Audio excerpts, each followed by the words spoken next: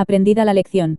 Y el resto del pueblo, los sacerdotes, levitas, porteros y cantores, los sirvientes del templo, y todos los que se habían apartado de los pueblos de las tierras a la ley de Dios, con sus mujeres, sus hijos e hijas, todo el que tenía comprensión y discernimiento, se reunieron con sus hermanos y sus principales, para protestar y jurar que andarían en la ley de Dios, que fue dada por Moisés siervo de Dios, y que guardarían y cumplirían todos los mandamientos, decretos y estatutos de Jehová nuestro Señor, y que no daríamos nuestras hijas a los pueblos de la tierra, ni tomaríamos sus hijas para nuestros hijos. Asimismo, que si los pueblos de la tierra trajesen a vender mercaderías y comestibles en día de reposo, nada tomaríamos de ellos en ese día ni en otro día santificado, y que el año séptimo dejaríamos descansar la tierra, y remitiríamos toda deuda.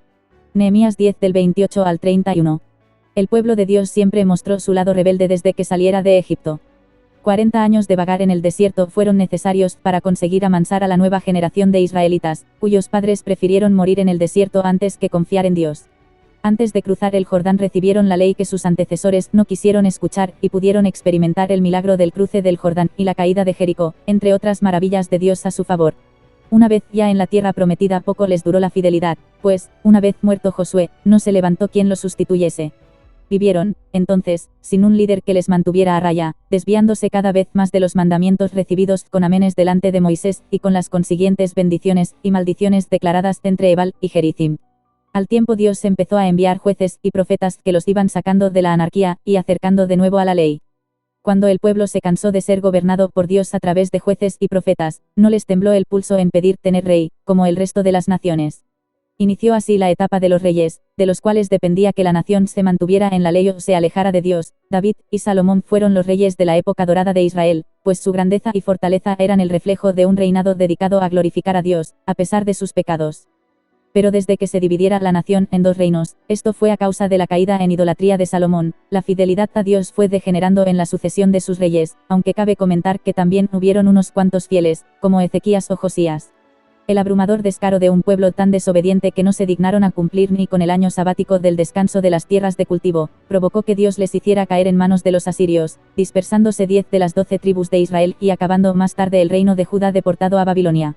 70 años fue el tiempo que Dios permitió que su pueblo sufriese el exilio. No es que se tratara de un tiempo decidido arbitrariamente, sino que, en muestra de la justicia de Dios, estos años eran pertenecientes al descanso sabático de las tierras, hasta el cumplimiento del tiempo en que no lo hicieron.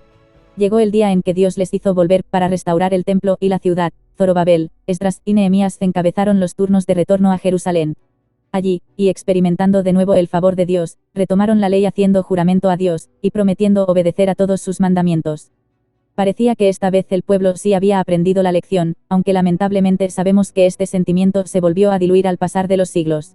Durante el transcurso de la historia de Israel podemos entender que los hombres solo somos capaces de mantenernos a base de disciplina.